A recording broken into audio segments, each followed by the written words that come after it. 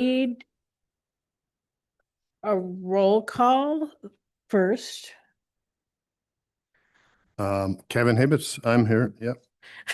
Ryan Russ, absent. Terry McBride. Here. Scott Whitebone. Here. Paul Price. Here. Marcia East, absent. Steve Rummel. Here. We need to appoint, did I just shut it off? We need to appoint an interim chair. Motion that Kerry will be the chair. I second. We need a vote. All in favor? Aye. Aye. We're done. All right. I'm calling this meeting of the Forest Park Planning and Zoning Commission to order. Just a few notes. The Planning and Zoning Commission is a recommending body to the Village Council. In this role, there are two documents we use as our guide: the Forest Park Zoning Ordinance and the Forest Park Comprehensive Plan. As a public hearing, the purpose here is to gather testimony and evidence to make findings of facts, determine how we believe the local zoning ordinance applies to those facts, and to hear all the relevant facts. Will those people who plan to be witnesses stand, please? I'm gonna. Well, I've got to swear you all. I don't know if I have to swear an attorney, honestly. Yeah. If you want. Okay. Do you swear to tell the truth, the whole truth, nothing but the truth? Thank you. Perfect. Thank you. I know that attorneys are supposed to be good, but you know.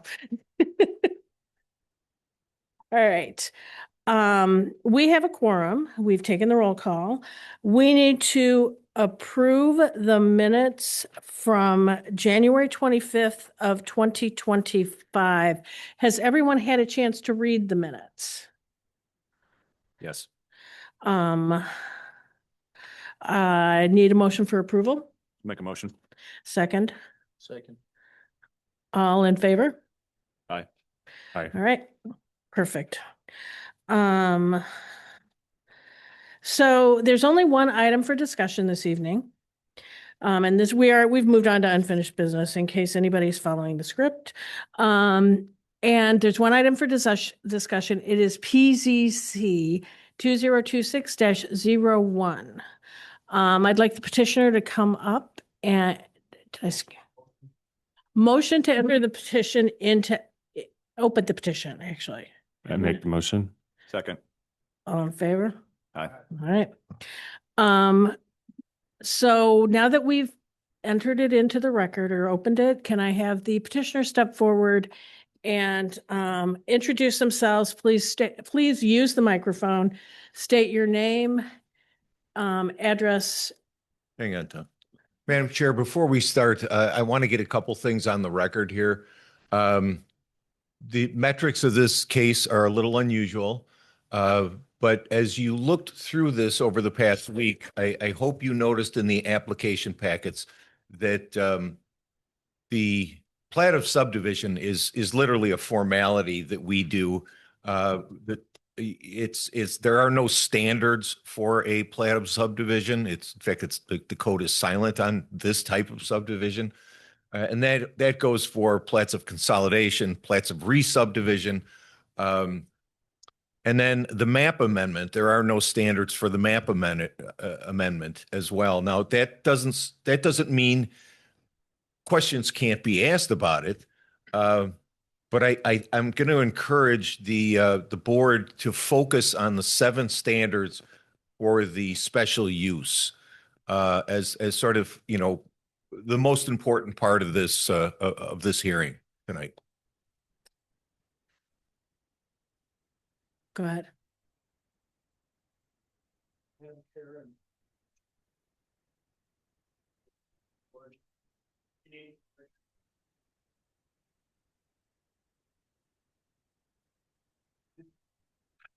My name is Tom Moore. Hi, how are you? Thank you for hearing us. With me today is Kurt Carpenter, who is the executive director of the Concordia Cemetery. And this is Concordia Cemetery's petition request for a conditional use. I have, in preparing this, studied one of the two documents well, I've looked at the code too, but for the first time, really, I looked at the comprehensive plan.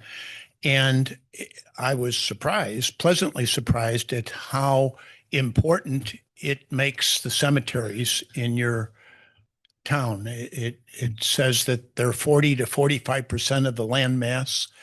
And there are several sections all through the comprehensive plan that talk about supporting the cemeteries, supporting their peripheral fencing and boundaries, which is a majority of the western boundary of Forest Park. Talks about using zoning to help businesses in the community. And so this particular applicant here is a not-for-profit, and it was here before Forest Park was here. It was here in response to the Chicago fire in 1871, and it also buried a lot of the people in the boat that turned over some years after that. And it's been a vital member of this community from its inception. You probably know that cemeteries by Illinois law are required when they inter somebody to put a percentage, Kirk told me today it's 15%, into a fund so that they have perpetual maintenance of the property. But the problem with this not-for-profit is that most of the interments were years ago, and they're not full, but pretty full, and they don't have as many interments now as they used to. But they do have some infrastructure problems.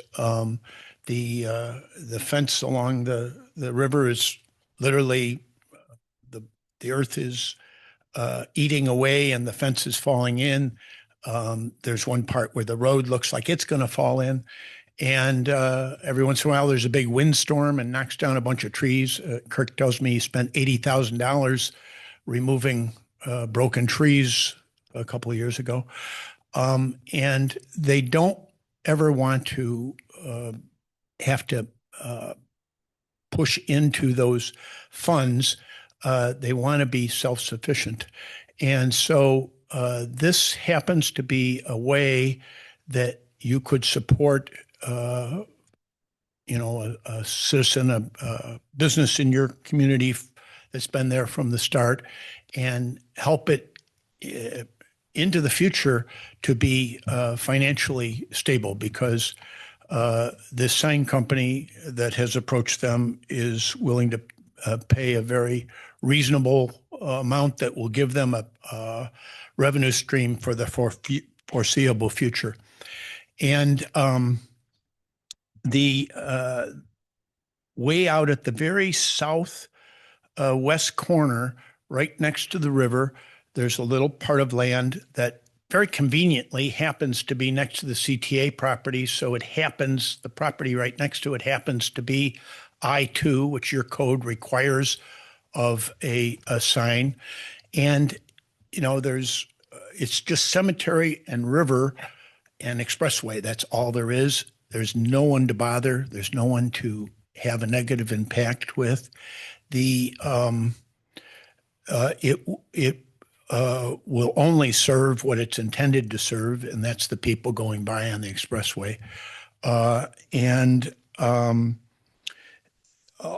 Each of the criteria, therefore, are met because, and we can go through them one by one if you want, but the whole idea is it will only have a positive impact for the cemetery. It won't have a negative impact on anybody else.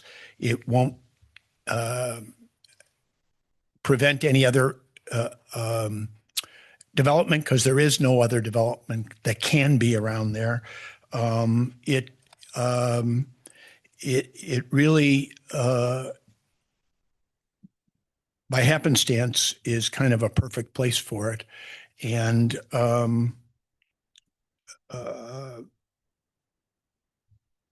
we can answer questions, and Kirk can tell you all about how this will help the cemetery meet its obligations well into the future. He was telling me earlier today that every once in a while there have been cemeteries that did not were not financially solvent, and they can become a problem for the local municipality, because if no one's taking care of them, they can become a police problem, lots of different kind of problems. And as your plan says, by supporting, it encourages you to support the cemeteries and support the businesses. By allowing this conditional use, you will ensure that can never happen here, that this will be a viable institution for the foreseeable future. That's the essence. I mean, I can go in whatever detail you'd like, but that's the essence of our plea to you. And both myself and Kirk Carpenter are here to answer any questions you have. Thank you. Does any member of the board have any questions? Go ahead. So I went through the packet, and I was just looking for materials supporting the standards for conditional use. Yes. And there were some that I did not see. So if I missed them, let me know. But I had a couple of questions related to the supporting materials. Well, on the application for special use, we go through each of them one by one. Well, I see that you talk about them, but for example, for criteria 1 and 3 for public welfare and the light impact, what did you actually do to determine, okay, the sign faces produce no adverse light impact or on adjacent properties? Describe what was examined and what the sign outputs in non-IDOT regulated directions, not just the conclusion, but the basis for it. Like, was there a study done? Did you go out there and check sight lines? How did you determine this? Well, the cemetery hasn't done that, but the sign company, which that's all they do. And first of all, the IDOT is the arbiter, the licensor of that, and they have determined and given the sign company a license to put a sign at this location. And they require that it be at least 500 feet from another sign, and they've determined that this would be. And they regulate the light content and all of that, and there's been lots of studies of that. But that's for the highway, though. I recognize that. I'm not worried about IDOT. I'm talking about the town, the areas around that. How do you know, based on this, how would I know that you guys looked and said, okay, this is only going to affect IDOT and there's no impacts to the town? Well, I would welcome you to come out and stand there. It's trees as far as you can see, and a river and an expressway. There's nothing around there at all. Okay, so the answer is somebody went out there and looked. Yes. Okay. Quick question, And Steve. here, Kirk would like to. Yeah. Can I Is just that- ask a quick question? Who had to be notified of the zoning change? The notice area was quite small. It was Forest Home Cemetery across. It was CTA, and it was Maybrook, the 4th district. So we went to the county's real estate division.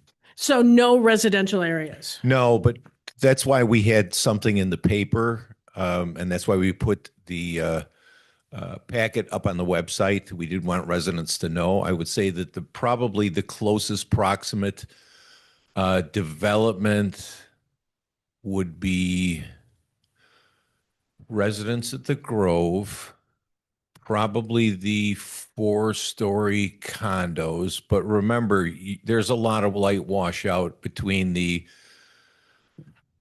probably east to west. I'd have to do a Google Earth measurement, but you're talking about a pretty significant light travel.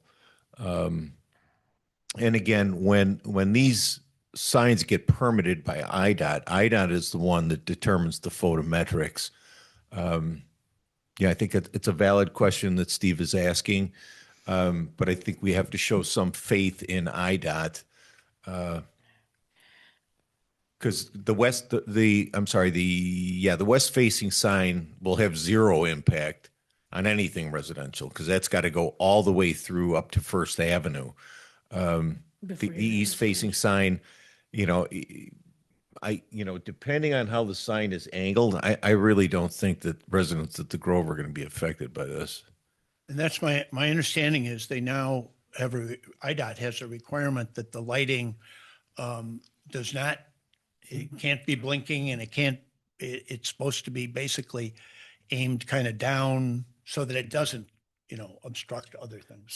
So are you saying that IDOT is looking out for the interests of the town and that that's within their purview? Because that's not, it sounds like what we're doing is we're relying on IDOT talking about things that are within their purview, which is the highway. And I don't know that they would actually be concerned about the town or the residents. I recall at the last billboard hearing that that the billboard companies did have data showing the degradation of light based on linear feet from the sign. Yeah, that's my understanding, but I don't have that information with us. And Kurt wanted to add something to that. Did you? Well, I don't know if it, I don't know how much, if any, difference that it makes her, but it is a point to note that there were 3 signs that were along from our western property line all the way to our eastern property, our eastern property line, which is at the CTA maintenance garage. There were 3 signs along in there, including one sign that was more toward that corner. Not this proposed sign would be further to the west by about 150, 200 feet to the west from what that one was. But there originally were, I think 3 or 4 years ago, there were 3 signs removed from CTA property that the same sign company had along in there. One was on the western side of our property, one was more toward the center, and one was on the east side over right at 290 and fairly close to their maintenance garage. And as long as that was brought up, I'd mention that the cemetery, the sign company has a exclusive access. So those were accessed through the cemetery too. So they cannot, you had 3, this would only be 1 and it would only be 1 forever. So the net over a period of time here, the net is a lot less signs than it used to be, if that's helpful. And I can confirm the 3 signs were removed about 4 years ago. And obviously with the statutory spacing, they took up 1,500 linear feet of highway frontage. This is not gonna have the same impact.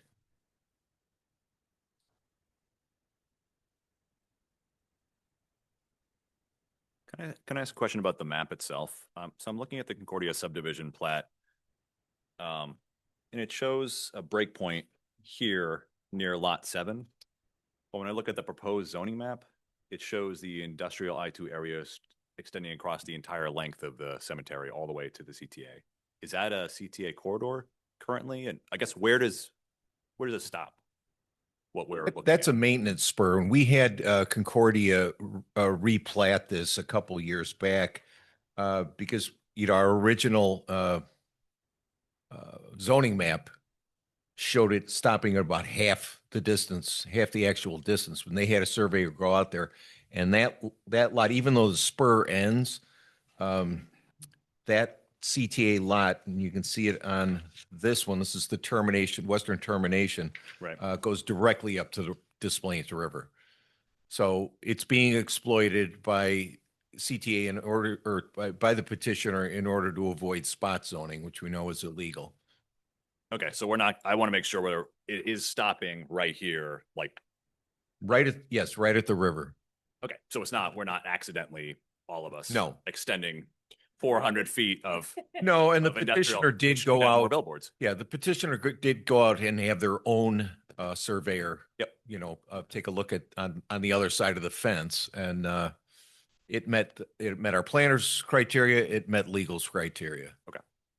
And the idea was not to, you wouldn't want to, in order to have a sign, you need the I-2 zoning, but you wouldn't want to, and it was convenient that there was I-2 zoning right there, but you wouldn't want to rezone the whole cemetery. So by subdividing a little lot there, just enough to hold it. Yeah, I just want to make sure we weren't extending the corridor artificially. There was a break point here and I couldn't tell if that was, it was incongruous with the proposed zoning map, which we have in color. Right. Thank you. And it's pretty. Can I, Steve, what else is allowed in an I2 district? Generally, not every. Well, I2 is usually our heavier industrial districts. It is in fact Industrial Drive and oddly 7600 Roosevelt, which has wholly been in non-compliance with the zoning code since the church came there. Most of our I2 is consumed with warehousing. There is some light production. Farmington Foods on the north side. We'll be getting a baker where Weinstein Meats was up on an Industrial Drive. Duraco makes I just walked through the place. It smells bad and it smells like rubber. So I'm not quite sure what their actual product is. Gaskets. I think they do industrial plastics there. But those are really the limits of the producers. The rest are just people who mostly warehouse product. Paper Sources left. Okay. Thank you. Tooley's down on Roosevelt Road. Got it. The usual fear with, if you give a zoning is, well, what if whatever you're giving it for goes away? No one's going to put a manufacturing in the cemetery at the edge. Sure. The plot is too small in this case, but my worry, and you already mentioned smells and dangerous chemicals and things, it sets a precedent for rezoning R1 to I2. Like if we did it here, why not do it 2 years from now? Because part of our job here is to think about the future of Forest Park. Sure. This is a very unique situation, really, in terms of zoning and subdivision. And I think this is kind of a one-off. I have to agree with the petitioner. This, I talked with Steve earlier about precedent, and precedent, each case has to be heard on its own merit. We have a guardrail against, something going sideways. If it's specific to billboards, the board in 3 weeks can come up with an ordinance saying we've got 5 billboards in town. The 6th won't be allowed. We were talking about doing the same thing for cannabis dispensaries, which are like McDonald's now. There are guardrails in place. Just because it has precedence doesn't automatically get it. This one has unique metrics. I think we all have to agree. Sure, this one. Right. Yes. Right. Okay. One of the comments of the 7 items is it injurious? I hope I'm pronouncing that right. To adjacent property use or enjoyment. When I think of a cemetery, I think of sort of a solemn, peaceful place. This is a 75-foot billboard, 60 feet long, illuminated. That does not seem to be enhancing certainly the function of the cemetery itself. I understand it's private property. However, it is used by Forest Park extensively. And I guess the second part of that paragraph is whether it diminishes property values, and I do not think it increases property values in Forest Park, certainly. What does maintenance look like for a sign like this? I think most of it is in building it. There's not a lot of maintenance. It's on a pole, and whatever maintenance has to be, there's people who that's what they do, but there's not a lot of, they don't need a lot. Not a lot of back and forth. That's right. Through the function of the cemetery itself. That's right. Okay. Come in for just a copy change. Right. That's pretty much Yeah, it. and Scott, with respect to the permitting process, absolutely, we are going to be exercising a lot of caution. I think the engineering is going to have to be pretty interesting for the helical pile. It's going to go down 17 to 20 feet in the ground, and it's really close to the river. So, you know, a lot of eyes are going to go on this. It's not just going to be Christopher Burke Engineering on the village's behalf. We'll probably have IDNR take a look at it, perhaps even the Army Corps of Engineers, depending on jurisdictions you know, but it's going to be more than one set of eyes just due to its proximity to the river. Right. I want to follow up on, I was just going to say, one of your requirements was that I send a letter, and I did, to the Illinois Department Waterways, so that they are aware of this and can weigh in on it. Well, yeah, and I that was going to be, and do you mind if I just ask? Yeah, if there was going to be an ecological impact and if that's been studied, it sounds like you're starting that process. Right. But it is right next to a waterway. I know a lot of birds obviously use the river. Sure. But I just wanted to follow up on I had it here and I heard it mentioned again. Was there any kind of study done, anything formal about impact on property values of putting another billboard up by the highway? I don't, no, I don't think there's been a particular study on this particular one. I can see how, you know, if you put one across from an apartment building, it might affect property values. This one is kind of out there all by itself. Common sense seems to say it's not going to affect property values. But common sense, sure, but because you said so is not really Right. something to hang your hat on, right? So I was just asking if there was a study done, and the answer is no, you did not do any due diligence on that or any kind of inquiry. Don't go ahead. I'm sorry. Okay, that no, you're no. done. That's all I've got. Thank you. No, there's no formal study done. Okay, I've got a couple questions for you. Yes, ma'am. The light, it'll be lit only at night, correct? Right. After dark Yes. or at dark? When does the cemetery close? The cemetery is locked at 5:30 in the evening. Okay, so it closes at 5:30 no matter how late it's light. Correct. And from observation, can you tell me, you said Maybrook is right next to it and the CTA is on the other side. Are those fairly well lit most of the time as well? The courthouse has, they have lighting in their parking lot at night, but And it's lit all night. yeah. What about the CTA? I don't know if they have a timer at 1 or 2 in the morning, but for most of the evening, they have lighting on the outside of the building for security. The CTA also maintains, light. And then we allow the Forest Park Police, gratis access, because they actually protect the trains. So they come in to our property at night, for access to protect the trains from people tagging and people going in trying to put their mark on the Okay. trains. So they do have to keep, So there is already some light. I don't want to call, maybe it's light pollution. I don't really know what to call it in that area. security lights and floodlights. And then, as Steve said, along the spur line where they park trains there overnight and for long periods. And they keep lighting over the top of those so that when the police do come in, they have at least some sort of lighting to be able to see if there's someone in there and where they're at and what they're doing. Thank you. Any other questions? Paul? Nope. What? Yeah. Is it okay that I keep asking Oh questions? my God, you ask as many questions as you want. I think I read that that this will be within the height restrictions of I-2, which is 75 feet. Is that correct? Yes, yes. Okay. It'd be 5 feet away from the property line, yes. Okay. There was a note in one of these pages, that said the property is industrial in nature already, which is a reason to switch to I-2. I Well, guess looking at it, I don't. No, agree. that's Yeah. not correct. The property next to it is zoned industrial. Yeah. And this is interesting.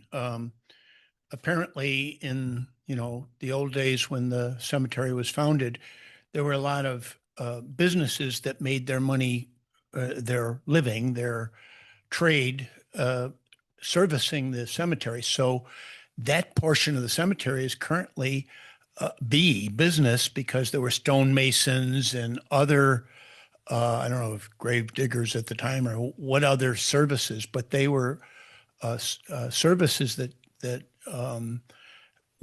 did work for the cemetery. So The rest of the cemetery and the rest of the cemeteries in the village are zoned for cemeteries, but that one portion over there that the subdivision would be from is currently a non-conforming, really, B zoning. Right. Okay. Just one more item. So, we're a recommending body based on the comprehensive plan. Besides the aesthetics, this is the comprehensive plan talks about the look and feel of Forest Park, the importance of gateways, which I think the highway would be considered. It also talks about a little bit about financial benefits. I guess financially speaking, Forest Park, I guess, would get some tax revenue from this. Is that correct? I don't know. They would have a right to put public notices on it. That's one benefit. The financial arrangement is between the billboard company and the cemetery. Okay. I suppose you could pass some sort of tax on signs. I don't know. No. No, well, I'm looking for reasons that what is the benefit to our town? That is, you could have public, and it's a standard arrangement to have public notices on the sign itself. And the other benefit is that you make this iconic citizen of yours financially viable into the future. Thank So you. Scott, if you feel strongly about that, and I can tell you from an operational perspective, we have used the billboards through a informal agreement. If you want to add that as a condition of approval, that the village will have access to, special event postings. We'd be glad to do that. I would say I couldn't give you the metrics of a Sure. finite set, but perhaps offer that up to the village council to discuss with on final vote. And Okay. can Kurt add something too?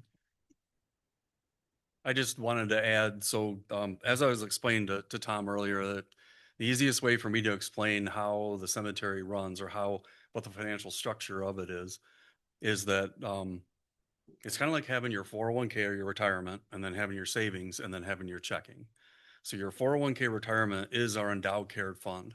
So every time someone purchases a cemetery lot or a crypt or a niche from us, we by state law have to put a portion of that retail sale based on original retail. So if we give a family a discount, doesn't matter. You have to put the portion of the original retail in.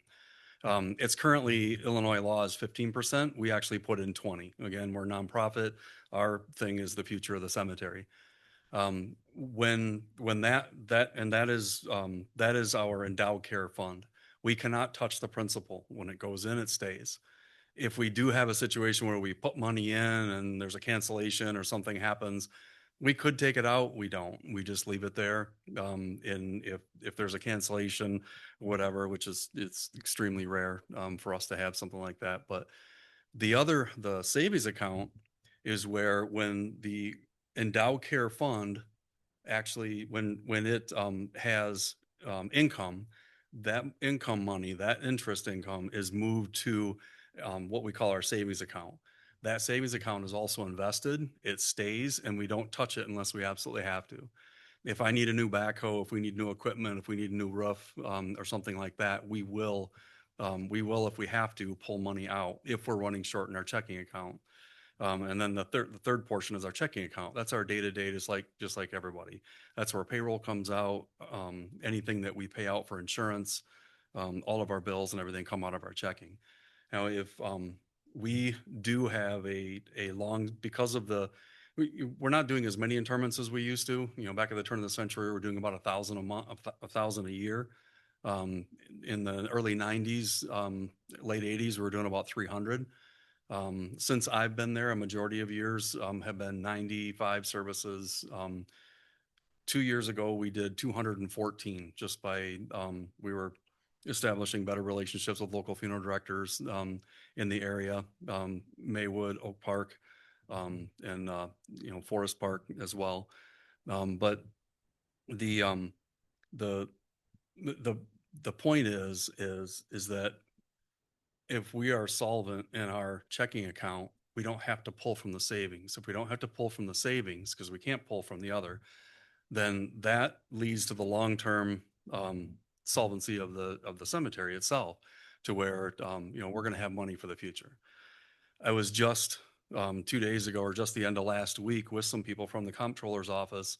There is a new law, or there's a new bill proposal where if an association, you were asking economic impact, and that's what I'm getting to. If an association fails, the new law would put the association and the charge of the cemetery on the public dole. It would put it on the taxpayers. I don't know that that's really a good thing. I'm not really for that. It's my job to make sure that that never happens to our cemetery. We don't want it to fall to the public wares.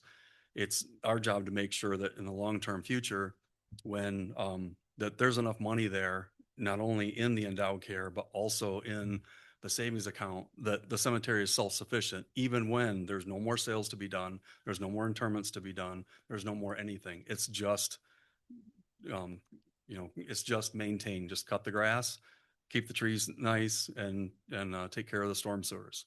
When it falls to that part, then those trust funds have to be sufficient enough. So the less money we have to take out of those to take care of what we need today, the better, because then that's investment for the future. And that's where this would come in, to where it has been a sustained monthly amount for the cemetery. Even when I first got to the cemetery, when the 3 signs were up, we do have the agreement with them, and if there's an individual sign actually on our property, and if there's tax implications or whatever there is, then we'll be renegotiating that portion, to where the sign company would then be able to afford additional income for the cemetery. And we are a nonprofit. A couple years ago, we did do a fair number of services. Our board was very surprised to see that we still had not really made a profit.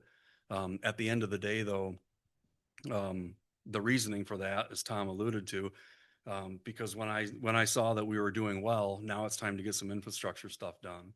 We had to replace some concrete. We had to do some other work. We bought a brand new backhoe. We bought a brand new dump truck. Those are things that were sorely needed for caring for the cemetery and everything else, and other various equipment. But we had spent about $300,000, and those funds weren't necessarily there in years where we weren't doing as many interments and things. And there's nothing that says that those relationships can't fade away, and that we could be right back to where we were before. So this does help the cemetery financially, and it keeps the money where it's supposed to be invested for the future of the cemetery.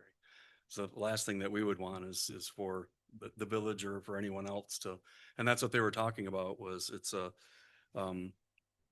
bill where the local village or the local township would then have to absorb the cemetery and care for it, which that's nowhere where we want to be. And I can't see that for our future. I can confirm it's House Bill 5804. I was just reading it earlier this week. Essentially what they're talking about is, I think it's in the Maintenance Care Act for cemeteries. Is that right? Essentially creating another taxing body, another line on your tax bill, your property tax bill. I believe it is in committee at this point, but it's a real thing. It's a real thing. Any more questions from the board right now? Is there any public comment? Okay.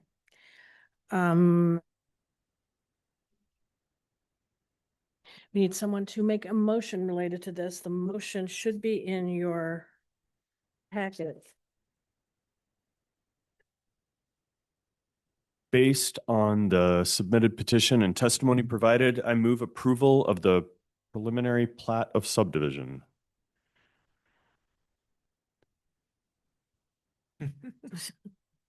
All 3, or just the one at a time?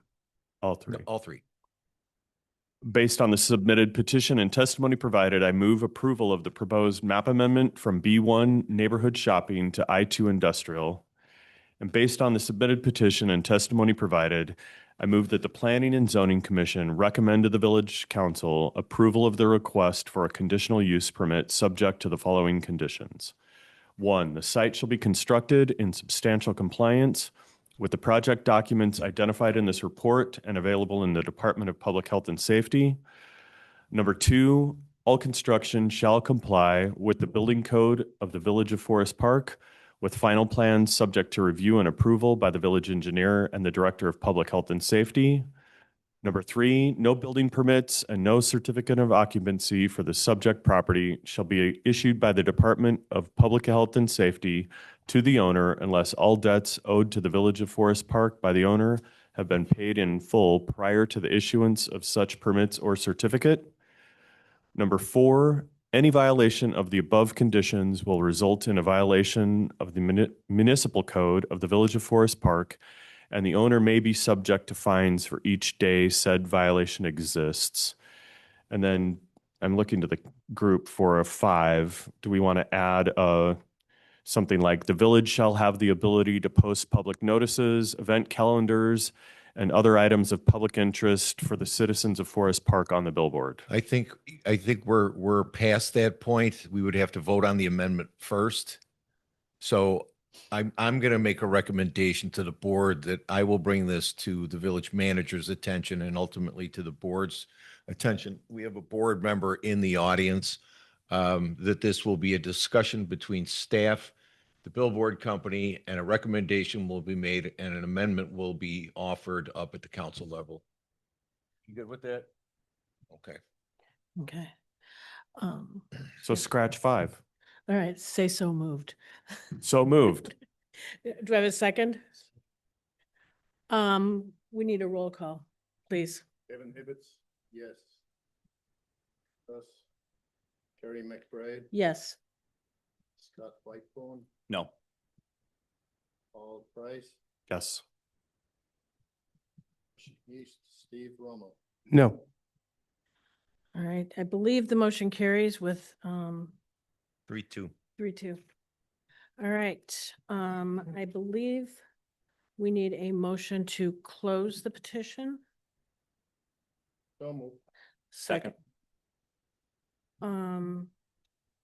All right, and then I think we need a motion to close the meeting. Make a motion. Second. All in favor? Aye. Aye. Right. Thank you. Good job. Thank you very much for your time. Thank you. Thank you.